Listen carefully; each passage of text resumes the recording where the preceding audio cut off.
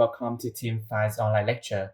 And today we're going to learn about some detailed information of an interesting topic about personality and values at workplace or in organization. Over the years, personality of individuals has become an integral part of many companies' success. It is also indeed a strong factor for many life and work outcomes. But how is it measured? Which are the factors that shape an individual's personalities?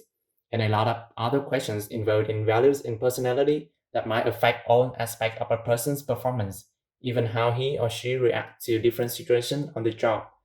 This lecture will help the audiences answer these questions and have a common understanding of this topic. This online lesson uses just worthy sources of information to ensure the accuracy of the whole content. Okay, let's come to the very first part of today's lesson, the definition of personality. Now we go into the first part of the lesson. What is personality? From past till now, many psychologists have tried to develop the meaning as well as theories on how personality is created. For example, we have Sigmund Freud with his Freudian theories, psychoanalysis, emphasizing the unconsciousness of personality.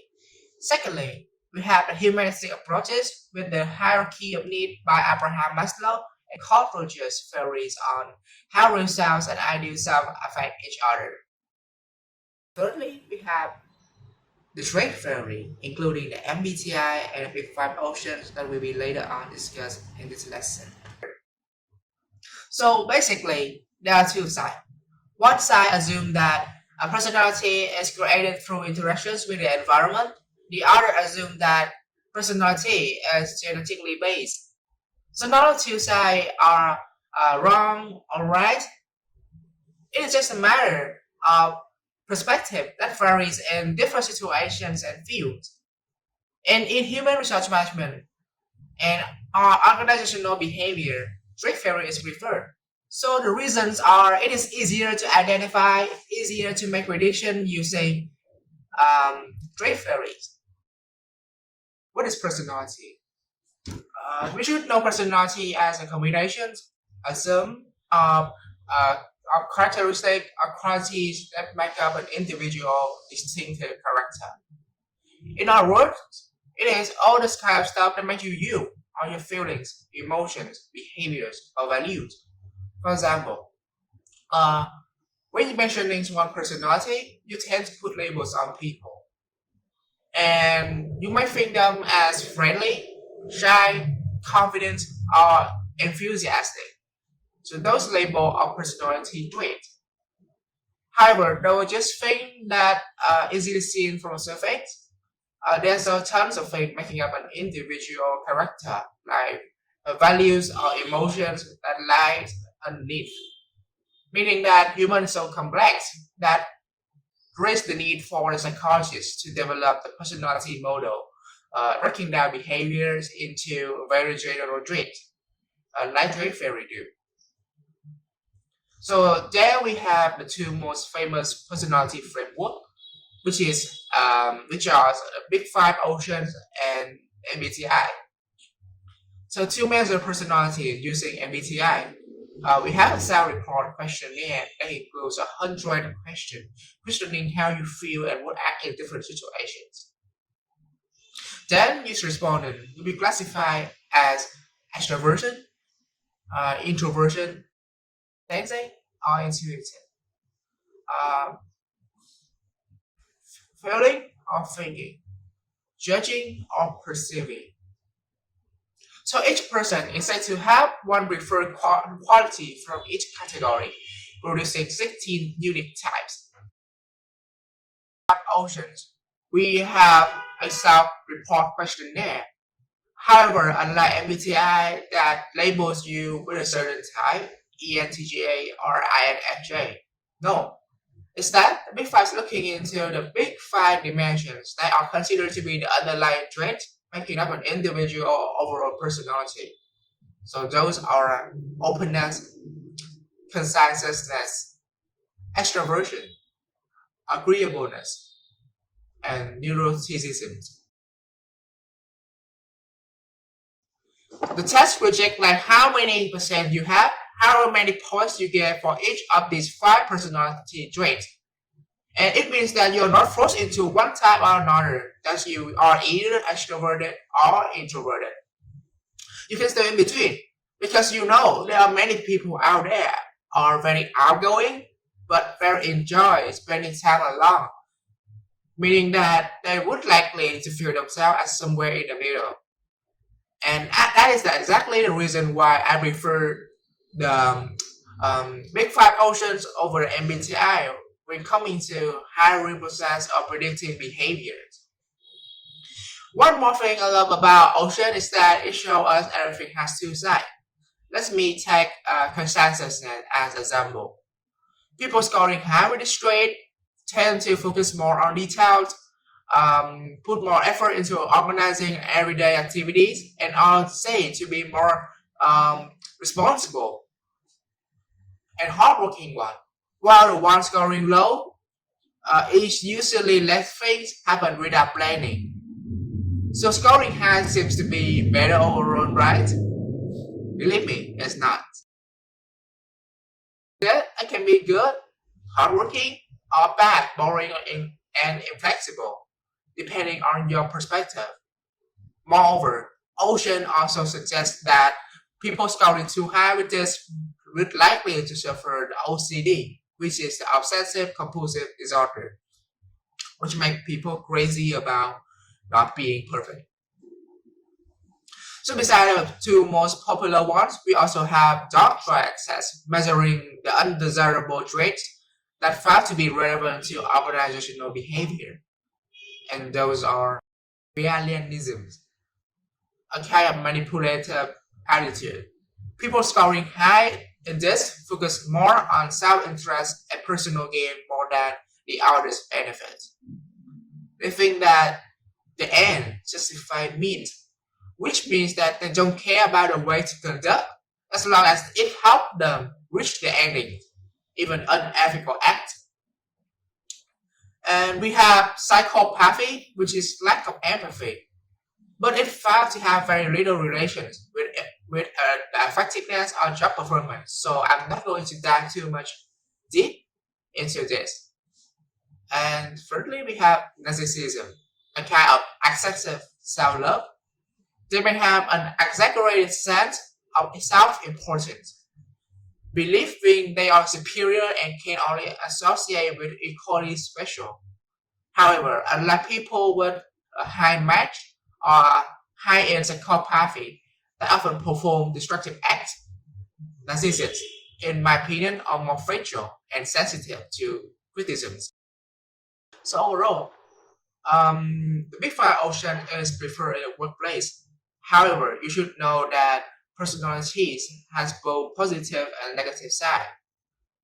So by applying those three trait theories simultaneously to predict an observations will make you have better, quicker decisions. So often those tests I mentioned above are the sales report surveys, which means that there can be an error in personality judgment. Because simply when taking the survey, people all know that the results will be used for hiring decisions. Therefore, there may be a tendency that people would lie or rate themselves differently from who they really are. Another problem with it is that changes in candidate moods, like when they are too high or too low, can also lead to inaccurate test results.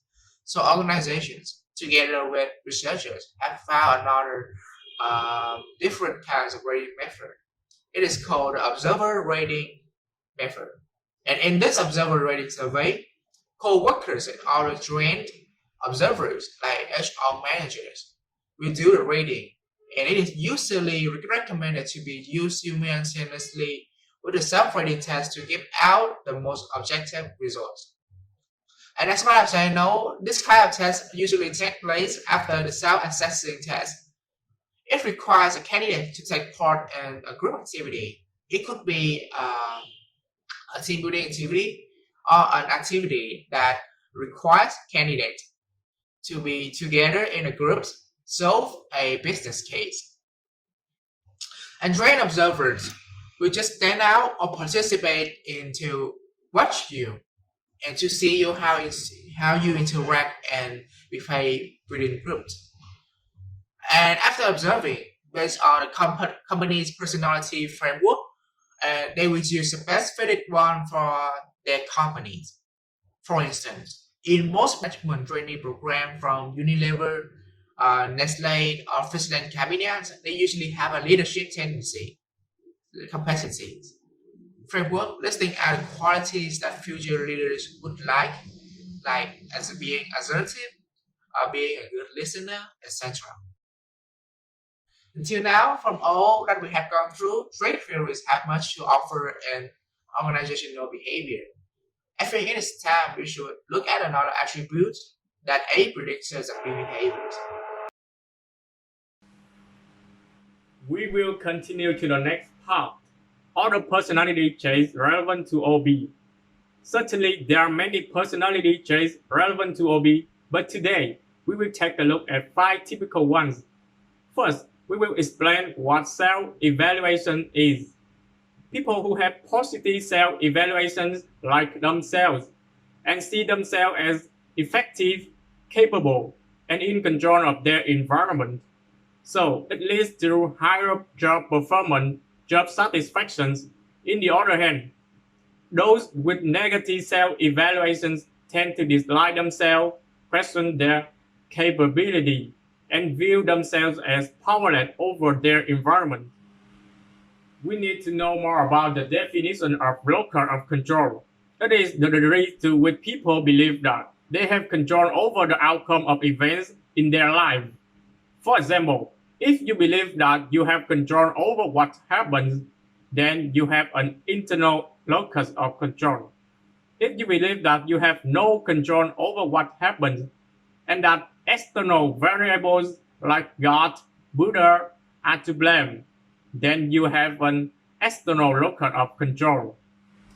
Second, self-monitoring. Individuals high in self-monitoring are highly sensitive to external cues and can behave differently in different situations. Low self-monitor cannot disguise themselves in that way.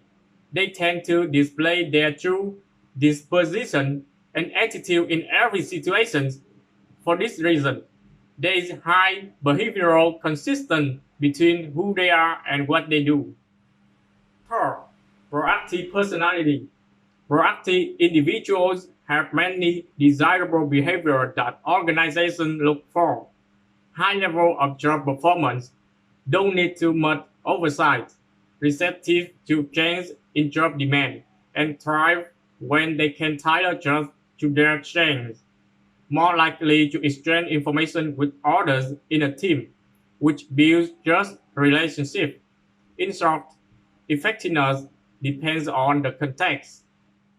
Fourth, type A personalities are defined as those who need to achieve more and more. They are always moving, striving to multitask, and don't do well with leisure time.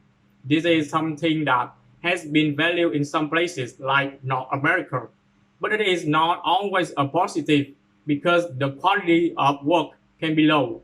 And type B people are the complete opposite of type A. Final, risk-taking. People differ in their willingness to take chances. Risk takers are willing to make faster decisions with less information. So a high risk taker propensity may lead to more effective performance for a stock trader in a brokerage firm because that type of job demands rapid decisions. Do you think personality changes in different situations? Let's explore these possibilities with the next part, personality and situations. The effect of particular personality traits on organization behavior depend on the situation. We had to complementary theoretical framework to explain this issue. Situation strength theory, trait activation theory. We will talk about situation strength theory.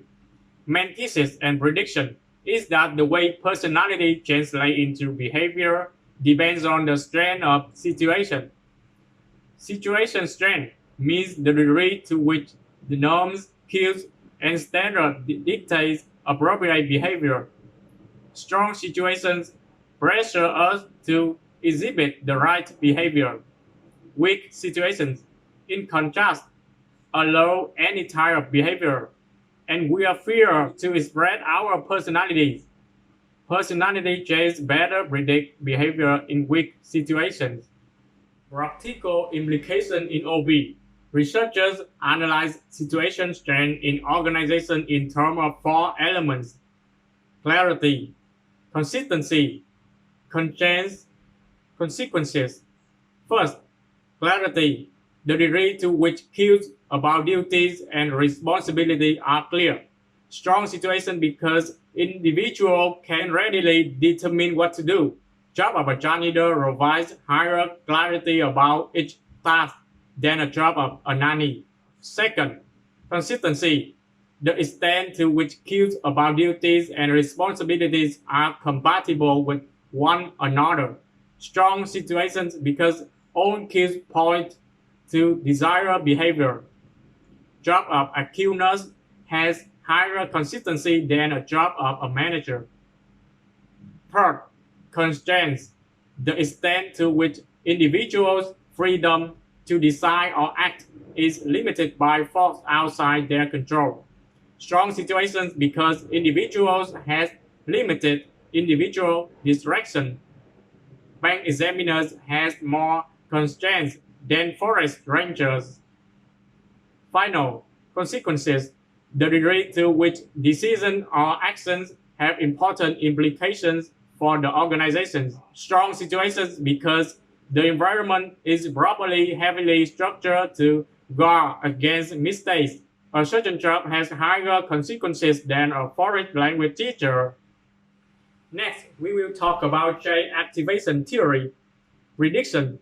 Chain activation theory predicts that some situation, events, or interventions activate a chain more than others. Research results and implications. People act differently based on the chain that get activated. Commission-based job activates more extroversion compared to openness because extroversion is more reward sensitive. If behaviors are monitored, even electronically, it can activate traits such as fear of failure, which can result in lower job performance. Hello, it's me again. Let's get straight to my main part. Have you guys ever wondered whether capital punishment is the right thing to do or not? Or a person desire to achieve power good or bad? These questions are answered based on value laden in this session. First of all, we get to the definition of values. Values can be understood as a specific mode of conduct or a state of existence, if personally or socially preferable to an opposite or converse mode of conduct or a state of existence. It is quite complicated, right? This definition also contains a judgmental element because values carry an individual's ideas as what is right, good, or desirable. The attributes of values include two forms: content and intensity. Content component means that the mode of conduct or end state is important or not, while the intensity component emphasizes just how much important that content is. And according to the value system of intensity, we will get that person's value system. For example, this is my personal value system. Values are expected to be stable and enduring over time. It is obvious to say that values are extremely important as they lay foundation for the understanding attitudes and motivation. They even affect people's perception. Values play an integral part in how we perceive our world around us and how we know right or wrong. Also, they made us to understand why are some behaviors are preferred over others based on how we value. And the final part of this session is about the Rocket Value Survey. The Rocket Value Survey was created by Milton Rocket. It consists of two sets of values, terminal values and instrumental values. Terminal values describe the desired values or goals a person would like to keep or achieve through their lifetime. Instrumental values are the preferred modes of behavior or means of achieving one's terminal values.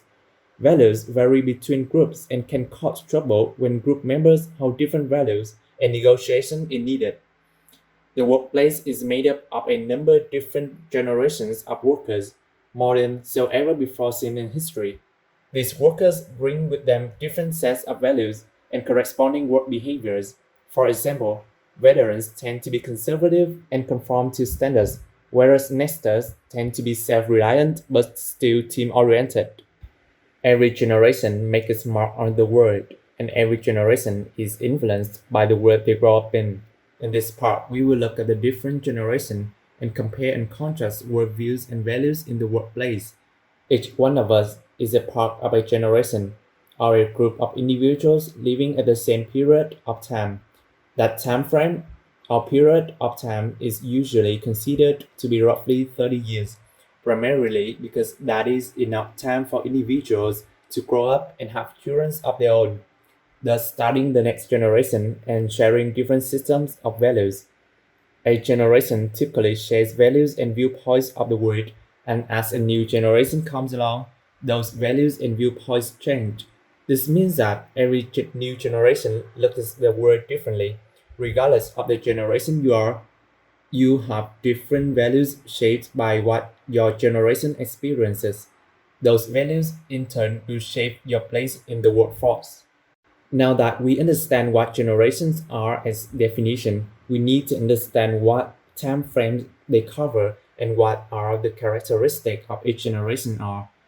As we look at these generations, it could be argued that they have many things in common such as war, terrorism, or sexual revolution, or even AIDS. But the fact is, each of these generations look at the world very differently than the next due to what they experienced in their formative years to their young adult years. What each experience shaped who they are as individuals, and in many ways, those experiences are what define the generation gap that is prevalent between generations.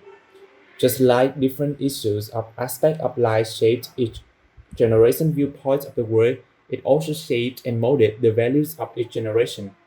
It is not hard to understand that if you grow up during the World War, you will have a very different set of values than if you grow up in the digital age of cellular phones. Those different values are what make each generation unique. Some of values that we can identify for each generation are: first, the values of baby boomers are anti-war, anti-government, equal rights, involvement, and personal gratification, while the Generation X are expected to be balanced, diversity, lack of loyalty to an organization, and a global mindset. And finally, the millennials are achievement, fun, civic duty, sociability, and self-confidence.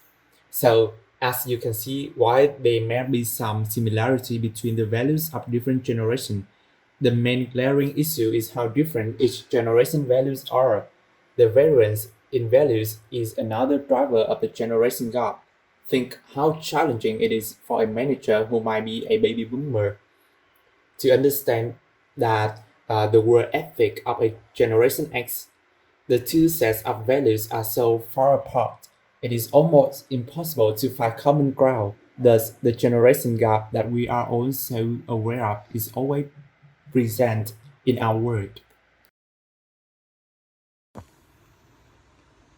Now that we have gone through both personality and values, we shall discuss how to link these two key points to the workplace.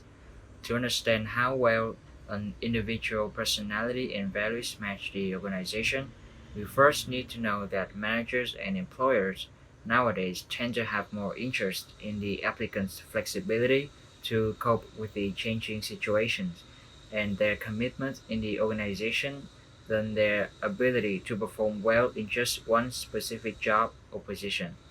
There are two main theories that help us match people personalities with organizations and job requirements. The first one is John Holland's person job fit theory. It identifies six personality types and proposes that the fit between personality type and occupational environment determines satisfaction and turnover. And the six types of personality that John Holland presented are realistic, investigative, social, conventional, enterprising, and artistic. The closer the occupational field, the more compatible, and the further apart the fields, the more dissimilar. One thing to note about this theory is that it needs to match personality with occupation. Holland's work is one of the more proven theories used internationally. However, in collectivistic countries, person job fit theory is a weaker predictor of job satisfaction, as people do not expect to have more job tailored to them, so they value person job fit effortless. Now, moving on to the second theory, person organization fit. It says that people are attracted to and selected by organizations that match their values and leave when there is no compatibility. Those who match are likely to be selected, and a match predicts job satisfaction, commitment to the organization, also lower turnover. On the other hand, a mismatch will lead to a turnover. For example, people with high agreeableness match up better with supportive organizational climate. You can use the Big Five model to the organizational culture.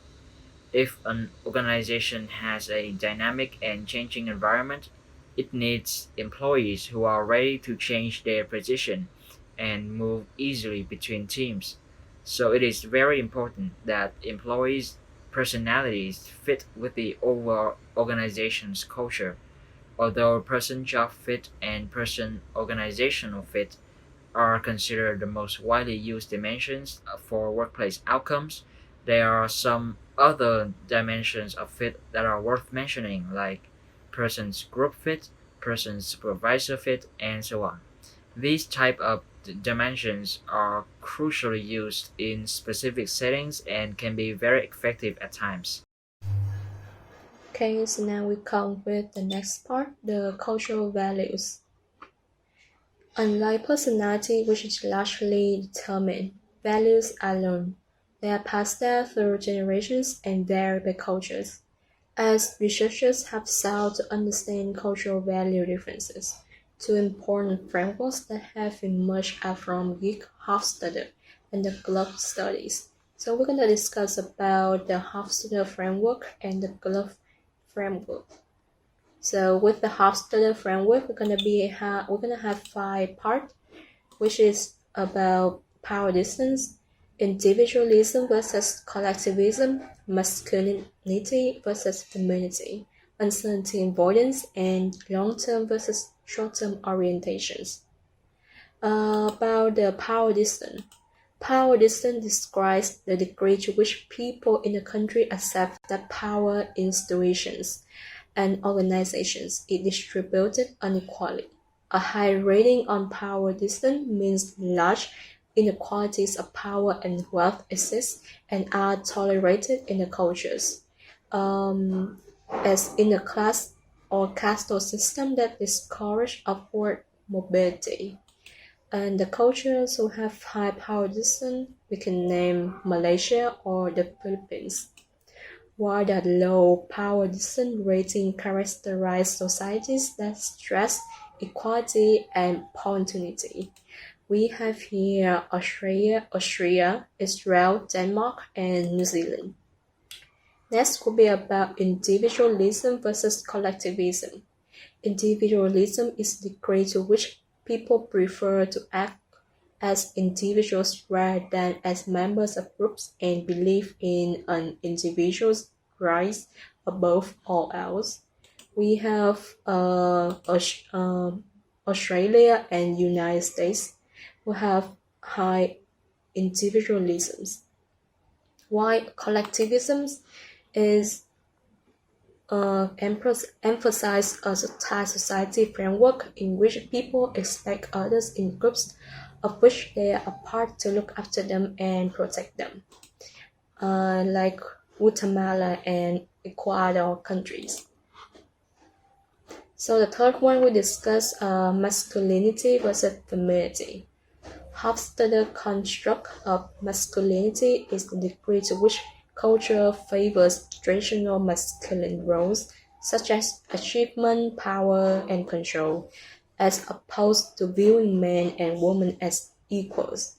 A high masculinity rating indicates the culture has separate roles for men and women, with men dominating the societies, such as Japan. And about the femininity, a high femininity rating means the culture sees little differentiations between male and female roles and treats women as the equals of men in all respect, like Sweden. And the next one will be about uncertainty avoidance.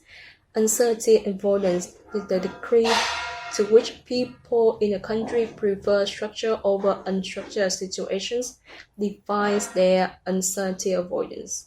In cultures scoring high on uncertainty avoidance, people have increased anxiety about uncertainty and ambiguity, and use laws and controls to reduce uncertainty, such as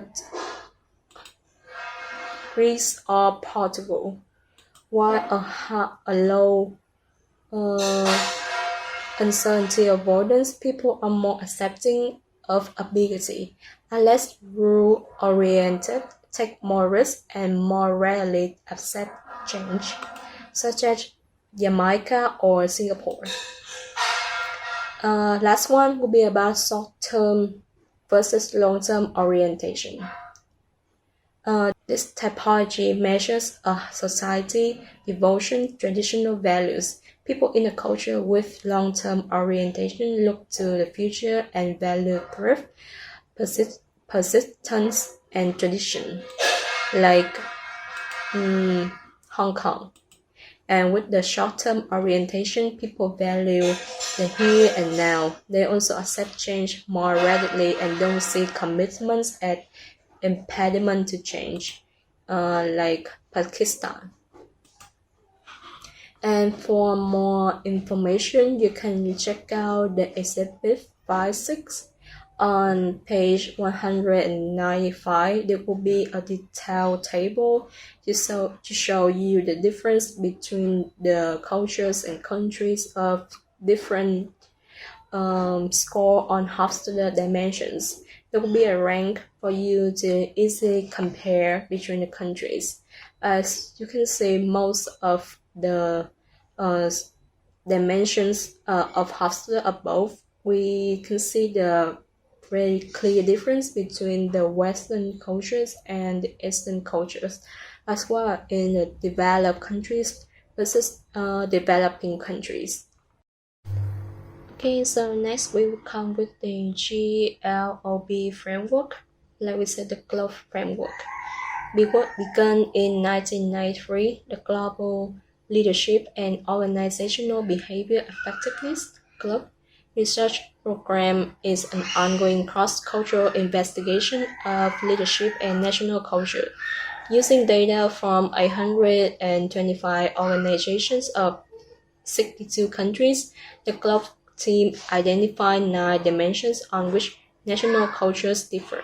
Some dimensions, such as power distance, individualism, collectivism, uncertainty avoidance, gender differentiation, similar to masculinity versus femininity, the cultural future orientation, similar to long-term versus short-term orientation, resemble the Hofstadter dimension.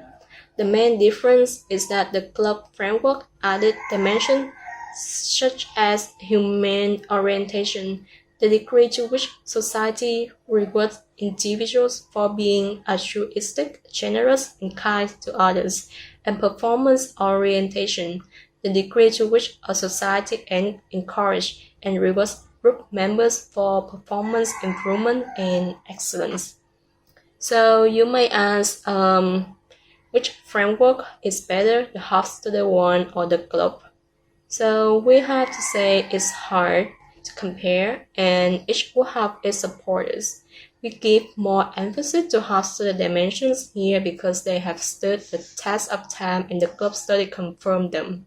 Like, for example, A review of organizational commitment literature shows both the Hofstadter and the Globe individualism, collectivism dimensions operated similarly. Specifically, both frameworks show organizational commitment tends to be lower in individualistic countries. Both frameworks have a great deal of common and each have something to offer. So that would be everything about the cultural values. So now we will come with the summary part. Before we jump to the end of this lecture, let's have a brief summary of this chapter. As you can tell from the title, this chapter focuses mainly on two key points: personality and values. Personality matters to OB as it sets the stage.